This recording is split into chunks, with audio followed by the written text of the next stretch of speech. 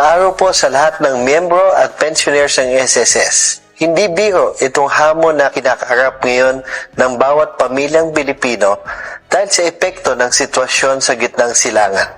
Ramdam natin ang bigat sa mga gastusin at pangangailangan para makaraos sa araw-araw.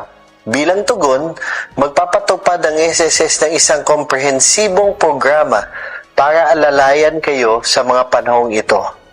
Nasa 60 billion ang halaga ng financial assistance at benefit support sa ilalim ng SSS para rito.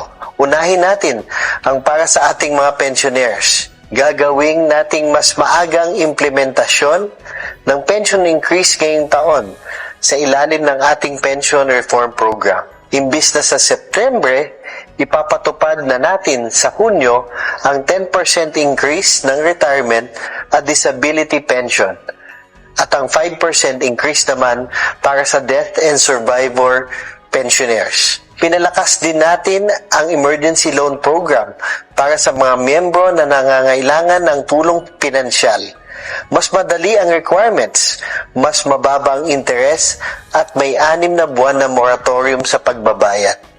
Pinaghahandaan na rin namin ang paglunsad ng SSS Loan Light programs, mga short-term loans mula 1,000 hanggang 20,000 na maaaring i-access gamit ang digital banking apps ng aming mga partner financial institutions. Para mabawasan ang bigat ng pagbabayad sa inyong SSS loans, patuloy papatupad ng Conso Loan Program. Layunin nito na pagaanin ang proseso ng pagbabayad ng overdue ng mga member loans gamit ang flexible payment schemes at mababang interes. Tatanggalin din namin ang loan penalties oras na mabayaran ang principal at interest. Mayroon din kaming penalty condonation program at restructuring programs sa mga employers na delinkwente sa pagbabayad ng pag-remit ng contributions.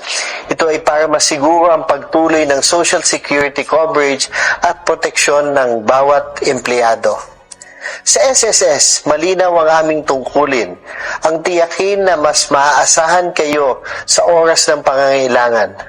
Narito kami para umalalay sa inyo. Dahil sa SSS, sigurado ang bukas.